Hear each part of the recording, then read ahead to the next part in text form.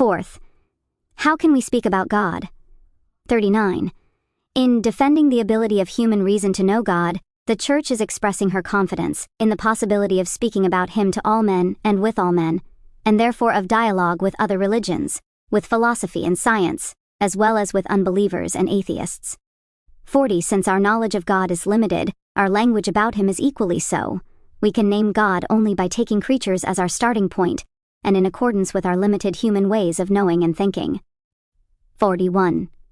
All creatures bear a certain resemblance to God, most especially man, created in the image and likeness of God. The manifold perfections of creatures, their truth, their goodness, their beauty all reflect the infinite perfection of God.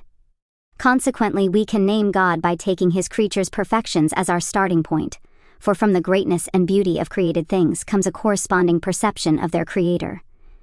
15. 42. God transcends all creatures.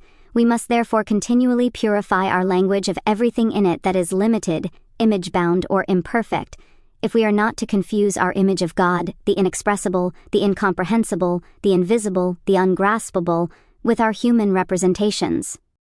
Our human words always fall short of the mystery of God.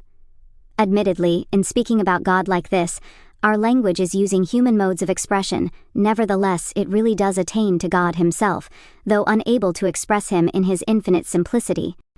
Likewise, we must recall that between Creator and creature, no similitude can be expressed without implying an even greater dissimilitude, and that concerning God, we cannot grasp what He is, but only what He is not, and how other beings stand in relation to Him. 18. In brief.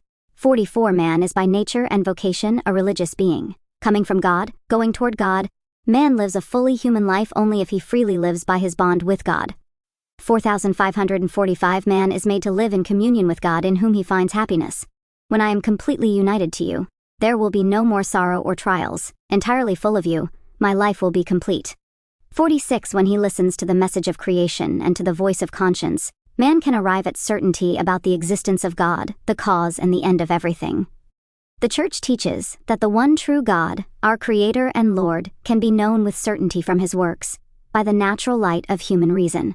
48. We really can name God, starting from the manifold perfections of His creatures, which are like-imanesses of the infinitely perfect God, even if our limited language cannot exhaust the mystery. 49. Without the Creator, the creature vanishes. This is the reason why believers know that the love of Christ urges them to bring the light of the living God to those who do not know Him or who reject Him.